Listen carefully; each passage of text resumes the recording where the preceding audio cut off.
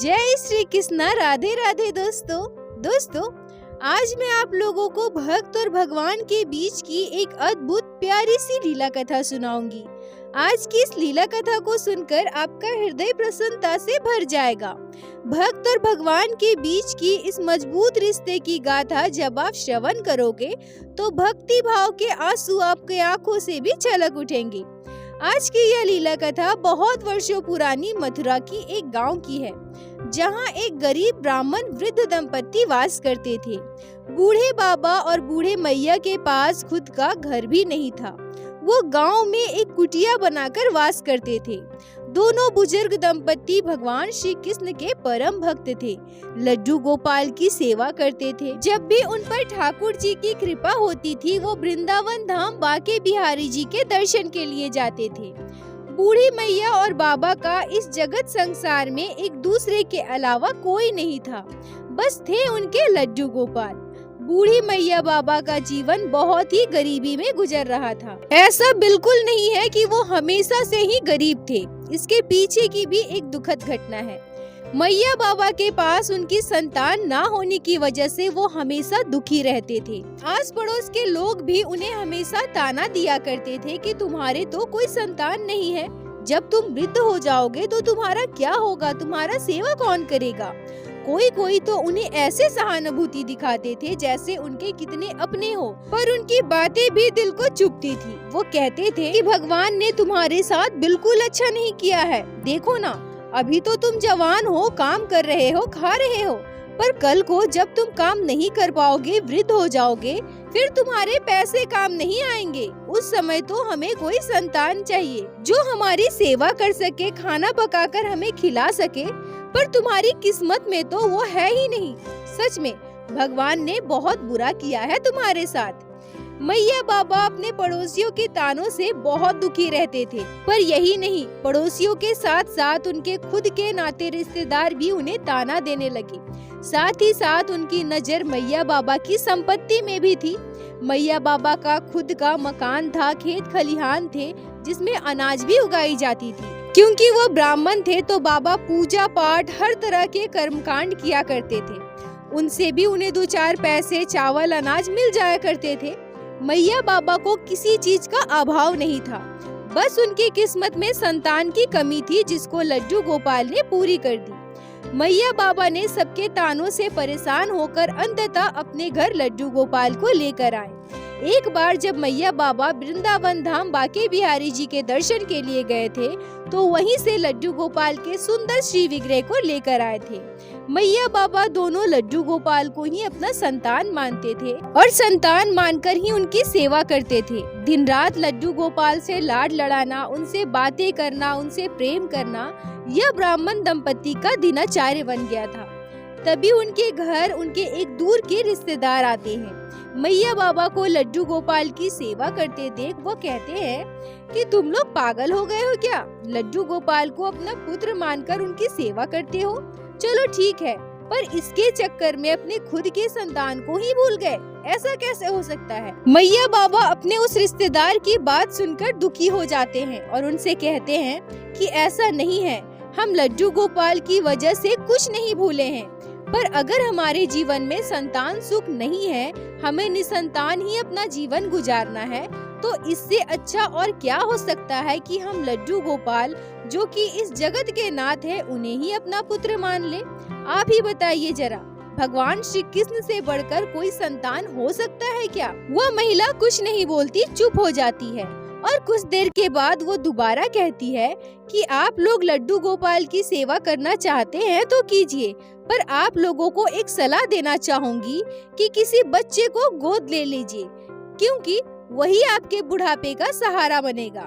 मैया बाबा को अपने उस रिश्तेदार की बात अच्छी लगी। उन्होंने सोचा कि यह ठीक ही कह रही है, लड्डू गोपाल तो हमारे संतान है ही, पर कोई ऐसा होना चाहिए जो हमेशा हमारे साथ रहे, हमारे सुख दुख में हमारी सेवा करे, जो वो सारी चीजें हमारे लिए करे जो एक बच्चा अपने माँ बाप के लिए करता है। मैया बाबा अपने उसी रिश्तेदार से कहते हैं कि अगर कोई हमें अपना बच्चा देना चाहे तो हम उसे गोद लेने के लिए तैयार हैं। वह महिला तुरंत कहती है कि आप परेशान मत होइए, मेरी बेटी की शादी को 7 साल हो गए हैं और उसे 5 संतान है। वह अपनी हर संतान को अच्छे से ख्याल नहीं रख पाती है। अगर आप कहो तो मैं अपनी बेटी से बात करूं। वैसे तो कोई भी माँ अपना बच्चा नहीं देना चाहेगी, पर मुझे पता है और इस बात का यकीन है कि आप उस बच्चे को बिल्कुल अपनी बच्चे की तरह ही रखेंगे, बहुत प्यार करेंगे। उस बच्चे का भविष्य सुधर जाएगा और आपको भी संतान सुख मिल जाएगा। मैया बाबा तुरंत हाँ कर देते हैं। कुछ दिनों के बाद वह महिला अपनी बेटी की एक संतान को लाकर मैया बाबा को देते हैं। मैया बाबा उस लड़के को अपना पुत्र मानने लगते हैं, उससे बहुत प्यार करते हैं, उसे पढ़ाते हैं, लिखाते हैं, उसके लिए हर चीज करते हैं जो एक माँ बाप अपने बच्चों के लिए करता है। पर हर संतान एक जैसे हो यह जरूरी नहीं है। जब वह लड़का बड़ा हो गया और मैया बाबा वृद्ध होने लगे, तब वह लड़का कहता है कि आप तो मेरे मैया बाबा हो ही नहीं। लड़का हमेशा मैया बाबा से लड़ाई करता है, झगड़ा करता है। उस लड़के को पता नहीं क्या हो गया, इतने वर्षों के प्रेम को वह तुरंत भूल गया, क्योंकि मैया बाबा अपने बेटे से इतना प्रेम करते थे कि उन्होंने अपना सब कुछ अपने बेटे के नाम कर दिया था। वो हमेशा यही सोचते थे कि जैसे हम हैं वैसे ही मेरा बेटा है, और पता नहीं अचानक कब किसे क्या हो जाए। यह भी हो सकता है कि अगले पल मैं रहूं ही ना, तब मेरे बेटे का क्या होगा। अगर मेरे पाटीदार रिश्तेदार इस बच्चे को हमारी धन संपत्ति ना दे तो ये क्या करेगा। इसलिए उन्होंने अपने जीते जी अपने वर्षों की कमाई, अपनी पूंजी, संपत्ति, सब कुछ उस लड़के के नाम कर दिया था। पर अब वो लड़का मैया बाबा को अपने माँ बाबा मानता ही नहीं था। वो हमेशा मैया बाबा से लड़ाई झगड़ा किया करता था। एक दिन लड़ाई झगड़ा करने के बाद गुस्से में आकर मैया बाबा को घर से निकाल दिया। मैया बाबा का असली घर उत्तर प्रदेश में था। वृद्ध मैया बाबा दुखी मन से अपने लड्डू गोपाल को साथ लेकर घर से निकल गए। रोते कपटते भूखे पेट कई दिनों तक इधर उधर भटकते रहे। मैया बाबा हमेशा अपने लड्डू गोपाल से यही शिकायत करते थे कि हे गोपाल, यह आपने क्या किया। हमने तो आपसे संतान मांगा था, यह आपने हमें क्या दे दिया, जिसके लिए हमने अपनी पूरी जिंदगी लगा दी, जिसको अपना संपूर्ण जीवन का कमाया हुआ सर्वस्व दे दिया, उसी ने आज हमें बेघर कर दिया। अगर संतान ऐसे होते हैं तो हमें संतान नहीं चाहिए था प्रभु। रोते बिलखते भटकते वृद्ध दंपति मथुरा पहुँचे और फिर मथुरा में जाकर एक कुटिया बनाई। बाबा तो पंडित थे, अब मथुरा आकर वो अपना पूजा पाठ कर्म कांड करने लगे। यहाँ तो उनके खुद के खेत खलिहान भी नहीं थे। पूजा पाठ करके ही उन्हें जो भी 2-4 पैसे चावल मिल जाते, उसी से बूढ़ी मैया बाबा और उनके लड्डू गोपाल का पालन पोषण होता था। धीरे धीरे वो ब्राह्मण दंपति और भी बुजुर्ग हो गए और फिर वह दिन आया जब बूढ़े बाबा इस जगत संसार को छोड़कर चले गए। बूढ़ी मैया अपने लड्डू गोपाल के साथ बिल्कुल अकेली हो गई थी। वह सोचने लगी कि यह हमने क्या कर दिया। हमारे पास तो खुद के संतान थे, हमारे लड्डू गोपाल थे, फिर हमें किसी और संतान की चाहत क्यों थी। आज हमारी ही गलती की वजह से हम बेघर हो गए हैं। हमारे खेत खलिहान सब कुछ छिन गए। मेरे पति छोटी सी बीमारी की वजह से हमें छोड़कर चले गए। पैसे के अभाव में हम उनका ठीक से इलाज नहीं करवा पाए। अब तो हमारी स्थिति भूखे मरने की है। मैं अपने लड्डू गोपाल को क्या भोग लगाऊंगी और खुद का पेट कैसे भरूंगी, कुछ भी समझ नहीं आ रहा है। बूढ़ी मैया के पास जो भी थोड़े अनाज थे, पैसे थे, धीरे धीरे सब खत्म होने लगे। अब मैया भिक्षा मांगने के लिए निकल पड़ी। मैया अपने लड्डू गोपाल को अपने साड़ी के आंचल में बांध देती और एक झोला लेकर भिक्षा मांगने चली जाती। उन्हें जो भी दाल चावल मिलता उसे घर लाकर भोजन बनाती और सबसे पहले अपने लड्डू गोपाल को भोग लगाकर उसे खुद ग्रहण करती। ऐसे ही मैया का बाकी का कष्टदायक जीवन कट रहा था। कुछ समय बीतने के बाद मैया बीमार पड़ गई। उनकी तबीयत इतनी ज्यादा खराब हो गई थी कि वो अपने बिस्तर से उठ भी नहीं पा रही थी। अब मैया सोचती है कि मैं अगर भिक्षा मांगने ना जा पाऊँ तो मैं अपने कान्हा को क्या भोग लगाऊंगी। फिर मेरे छोटे से बाल गोपाल भूखे रह जाएंगे जो मैं कभी नहीं देख सकती।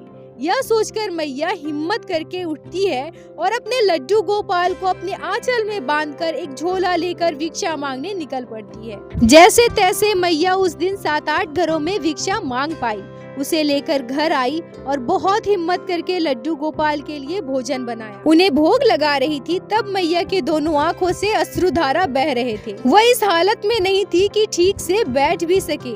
वो रोते हुए अपने लल्ला से कहती है कि हे लल्ला, अब मेरा समय नजदीक आ चुका है। यह भी हो सकता है कि कुछ समय तक बिस्तर पर मुझे पड़ा रहना पड़े। मुझे पिछले जन्मों के कर्मों का फल भोगना पड़े। मेरे भाग्य में जो भी लिखा होगा वो तो होगा ही।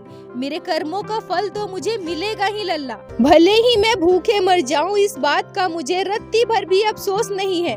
पर मेरे ठाकुर जी, मेरे छोटे से बाल गोपाल, मैं आपको क्या भोग लगाऊंगी? ऐसा आज तक कभी नहीं हुआ है कि मैं अपने ठाकुर जी को भोग न लगाई हूँ। पर अब मैं क्या करूँगी प्रभु? अगर मैं अपने लल्ला को भोग न लगा पाई तो वो मेरे लिए जीते जी मरना होगा। वह मुझे बहुत कष्ट देगा जिसे मैं बर्दाश्त नहीं कर सकती लल्ला। बूढ़ी मैया रोते हुए अपने लड्डू गोपाल से कहती है कि हे लल्ला, हे गिरधर, हे मेरे गोपाल, अगर मैंने सच्चे दिल से आपकी श्रद्धा भक्ति की है, सच्चे दिल से कभी आपको याद किया है, तो मुझ पर एक कृपा करो प्रभु। वह दिन मेरे जीवन में कभी ना आए जिस दिन मैं अपने लड्डू गोपाल को भोग ना लगा सकूं। इससे पहले ही मुझे अपने पास बुला लेना। मैया यह कहते हुए अपने लड्डू गोपाल को गोद में लेकर बहुत रोती है। बूढ़ी मैया की तबीयत धीरे धीरे और खराब होने लगी। अब वह बिल्कुल भी भिक्षा मांगने नहीं जा पाती थी। आस पड़ोस के लोगों को जो भी मन होता था कुछ दे देते थे। मैया उसी अनाज दाल चावल से कुछ बना लेती थी और अपने लड्डू गोपाल को किसी तरह से उठकर भोग लगाती थी और उसे खुद भी खाती थी। एक दिन की बात है, मैया देखती है कि अब उनके पास इतने ही दाल चावल बचे हैं कि आज उसका भोजन बनाकर लड्डू गोपाल को भोग लगा सके। मैया अब समझ गई थी कि कल तो मेरे लल्ला को भूखे ही रहना पड़ेगा। मेरे पास तो कुछ भी नहीं है जो मैं अपने लल्ला को भोग लगा सकूं। मैया उस दाल चावल को पकाकर थाली में परोस देती है और अपने लड्डू गोपाल के पास जाकर बैठ जाती है। उन्हें प्यार से अपने गोद में लेकर कहती है, लल्ला, आज तू अपनी मैया के हाथों से अंतिम बार भोजन ग्रहण कर रहा है लल्ला। अब तुझे तेरी मैया कभी भी भोजन नहीं करवा पाएगी, क्योंकि तू तो अपनी मैया को अपने पास बुला रहा है ना। मैंने तुझे कहा था ना लल्ला कि जिस दिन मैं अंतिम बार तुझे भोग लगाऊंगी उस दिन तुम मुझे अपने पास बुला लेना। अब देखो ना लल्ला, मेरे पास तो अब कुछ भी नहीं बचा है। मैं तुम्हें कल क्या भोग लगाऊंगी? सभी कहते हैं लल्ला जिद करता है, लल्ला अपनी मैया को परेशान करता है। पर आज तेरी मैया अपने लल्ला को ही परेशान कर रही है, अपने लल्ला से ही जिद कर रही है। लल्ला, तू अपनी मैया की जिद को पूरा करेगा ना लल्ला? तभी एक चौंका देने वाली, आश्चर्य कर देने वाली घटना घटती है। मैया लड्डू गोपाल को दाल चावल का भोग लगाते हुए रो रही थी और रोते रोते लड्डू गोपाल के चरणों में ही मैया के प्राण निकल गए और वो बैकुंठ धाम को प्राप्त हुई। दोस्तों, भक्ति में बहुत शक्ति होती है। आज यह लीला मथुरा में काफी प्रचलित है। मैया का ठाकुर जी के प्रति भक्ति श्रद्धा पूरे गांव को पता था। जब सभी ने देखा कि मैया लड्डू गोपाल के चरणों में ही पड़ी है और वह बैकुंठ धाम को प्राप्त कर चुकी है, तब सभी ने मैया की भक्ति को शत शत प्रणाम किया। सभी ने यह माना कि सच में बूढ़ी मैया भगवान की ही दासी थी। उनमें भगवान का ही अंश था जो वो अपने स्व इच्छा से इस दुनिया को त्याग कर जा सकी, और यह सब बस लड्डू गोपाल की कृपा से ही हुआ है। भक्ति में इतनी शक्ति होती है कि हम अपने भगवान, अपने ठाकुर जी को भी अपनी बात मानने पर विवश कर सकते हैं। हमें जरूरत है तो बस सच्चे मन से अपने लड्डू गोपाल की सेवा करने की, चाहे कैसी भी परिस्थिति हो। हमें अपने ठाकुर जी पर भरोसा कभी नहीं छोड़ना चाहिए। हमें यह विश्वास रखना चाहिए कि हर परिस्थिति में हमारे ठाकुर जी हमारे साथ है और हमारा उद्धार करेंगे। बोलो बाके बिहारी लाल की जय, लड्डू गोपाल की जय, जय जय श्री राधे। दोस्तों, यदि आप लोगों को आज की यह लीला कथा अच्छी लगी हो, आपके हृदय को स्पर्श की हो, तो कृपया वीडियो को लाइक करके अपने दोस्तों के साथ शेयर अवश्य करें, जिससे बाकी भक्त भी लड्डू गोपाल की इस अद्भुत लीला कथा को श्रवण कर सके। और हमारे चैनल को सब्सक्राइब करें, जिससे प्रतिदिन आप लोग हमारे चैनल पे श्री बाके बिहारी श्री लड्डू गोपाल की लीला कथा सुन सके।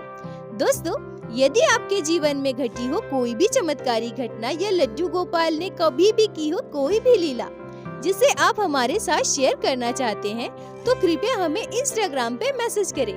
हम आपसे कांटेक्ट करेंगे और आपकी उस लीला कथा को हमारे चैनल पे बाकी सारे भक्तों के साथ शेयर अवश्य करेंगे। लड्डू गोपाल की कृपा आप पर और आपके पूरे परिवार पर बनी रहे। राधे राधे दोस्तों।